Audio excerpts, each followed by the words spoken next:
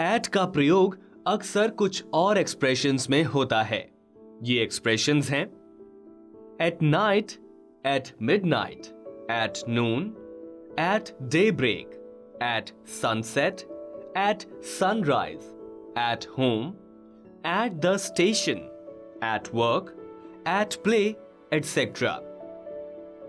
कुछ अन्य adverbs of time भी प्रेपोजिशन इन से शुरू होते हैं, जैसे in the morning, in the evening, in the afternoon, in winter but in the winter season, in summer but in the summer season.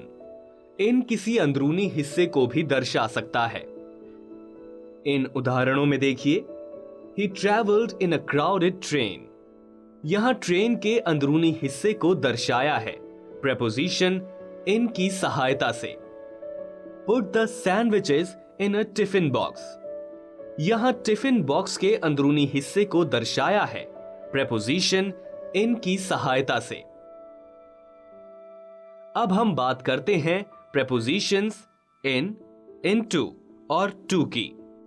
इन दर्शाता है किसी स्थान के अंदर किसी वस्तु की स्थिरता या गति। सो इन इंडिकेट्स मोशन और रेस्ट इनसाइड समथिंग।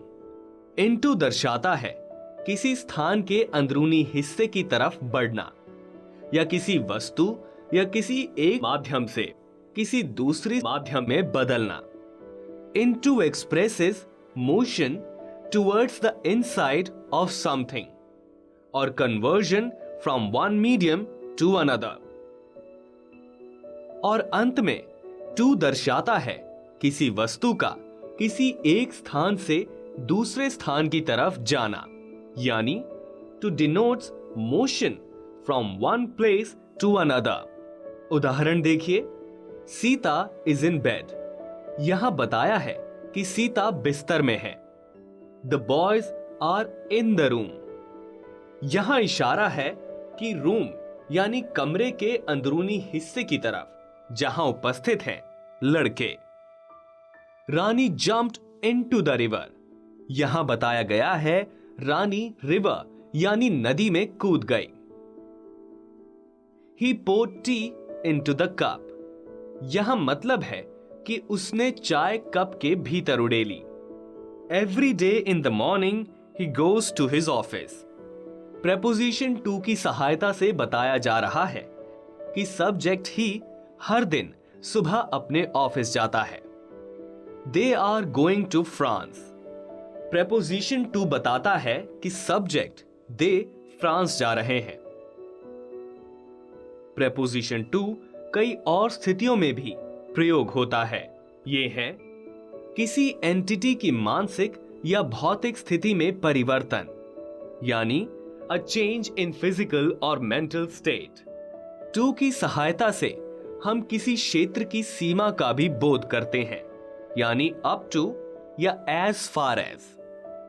और टू किसी अवधि के अंतिम क्षण को भी दर्शाता है, यानी up to a point in the time from a previous point in time. आइए देखें इन स्थितियों के कुछ उदाहरण। She tore the letter to pieces।